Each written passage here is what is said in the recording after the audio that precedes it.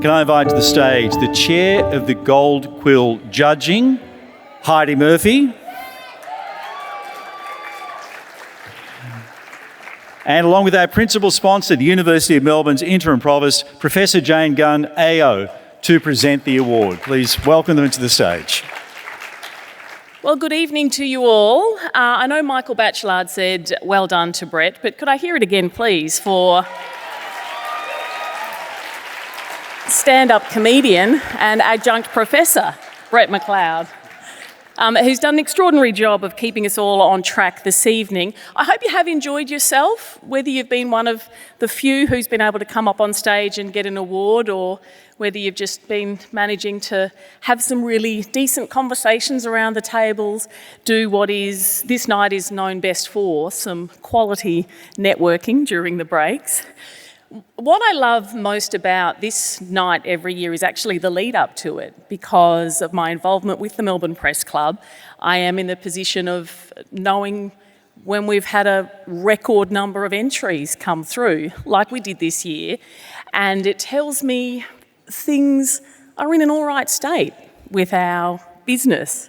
Seeing the calibre of the work, the number of entries that have come through, what that says about the effort, the doggedness, the creativity, the storytelling that you and your newsrooms and your networks have put in across the year. Our industry cops all manner of flack, as you would well know. Some of it possibly deserved on occasion, most of it certainly not. Everyone has an opinion on how we tell stories, how we relay facts, how biased we are, how biased our bosses are. Some people are so sure we've got hidden agendas and there's a willingness to write us off. But I think even as our newsrooms perhaps shrink a bit, perhaps as we feel the churn getting to us, I hope that you're able to leave a night like tonight feeling a little bit inspired about what is possible, what can be done when we come together to celebrate what has been some truly great journalism. And I'm not just talking about the winners, I am genuinely talking about every entrant, every finalist. Do keep plugging away, do keep telling stories, do keep making news, and yes, do keep entering it for awards like the Quills. I am up here because I am one of the Gold Quill judges. My thanks to my fellow Gold Quill judges, Phil Gardner from the University of Melbourne and Damon Johnston of The Australian. We found this year one of our toughest decisions. I can say this because they're not in the room, but it was robust as a conversation between us. Think of every winner who's stepped up here tonight and you try to decide, what's the one standout? Compare a television journalist to a cartoon. Compare those videos we just saw with some of the incredible photographs. Compare some of the investigative reporting through to a TV graphic, a piece of radio work, and you decide what's the very best of it. If you had to pick one standout, you would struggle to. Or maybe not, maybe you are so sure you know the answer. I won't keep you in suspense any longer. To open the envelope and to make the announcement, I'd like to now hand over to Professor Jane Gunn.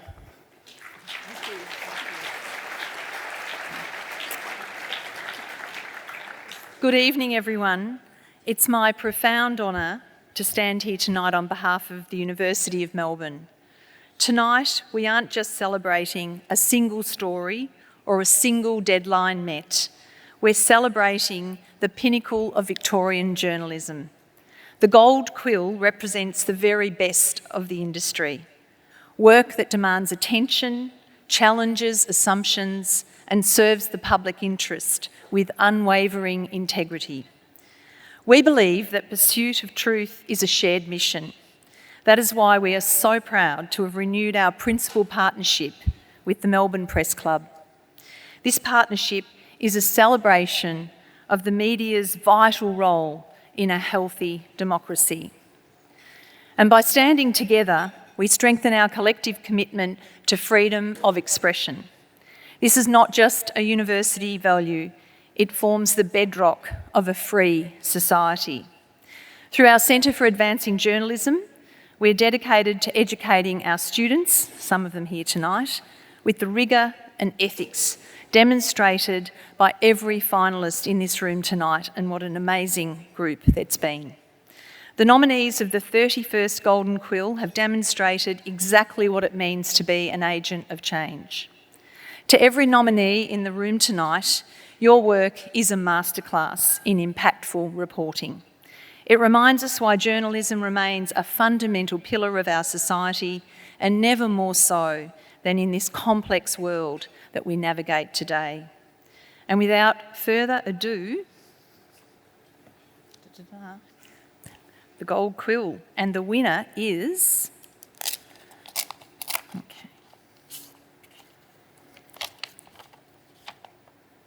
Robyn Riley of the Herald Sun for Mum Gives Birth to the Wrong Baby. The enormous ongoing impact of Robyn Riley's scoop on a horror embryo transfer mistake was undeniable. Riley's genuine exclusive had immediate and far-reaching consequences for the company responsible. But it's the emotion and humanity at the centre of the story that stays with you long after the business consequences are over. Without Riley exposing this and forcing change, there may have been more. This is the sort of journalism the Gold Quill seeks to celebrate.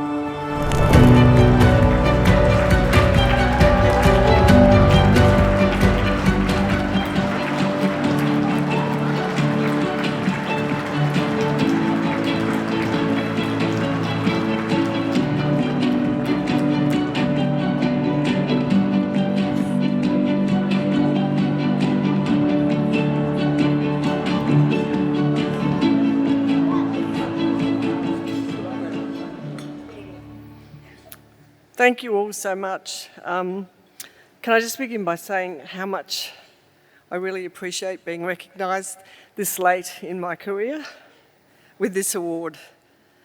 I'll certainly take this as a crowning moment in my long journey in this industry.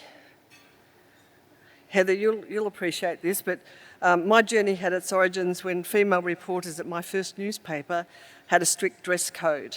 No trousers. We literally had a dress code where we had to wear dresses. We've come a long way since then, of course, but there are still challenges facing us in the ever-changing landscape of digital news.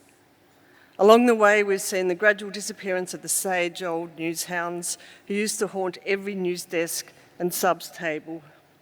They were the keepers of the flame, the ones who told you to follow a story all the way to the end, to protect your sources, to back your instincts, ask those difficult questions, and never ever spell a name wrong. I know that if it wasn't for them, I wouldn't be standing up here tonight. I'm so incredibly proud of this story because it put a blowtorch on the IVF industry and made it more accountable and transparent. And anyone going through the emotionally taxing process of fertility treatment deserves that at the very least.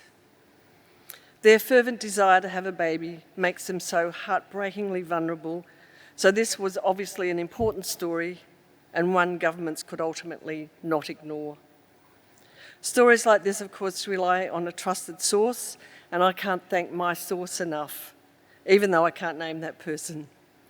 They know who they are, and they know how grateful I am that they trusted me to keep chipping away until Monash IVF confirmed a woman had indeed given birth to a stranger's baby in an embryo mix-up.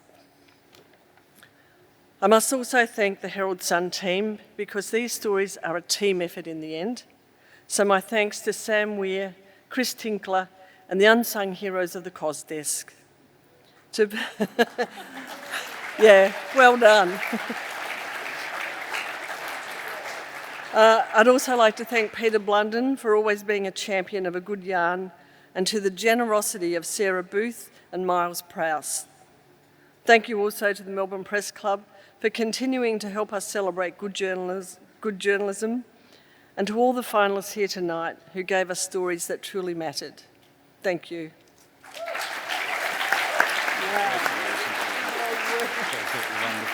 Congratulations again to Robyn Riley, winner of this year's Gold Quill.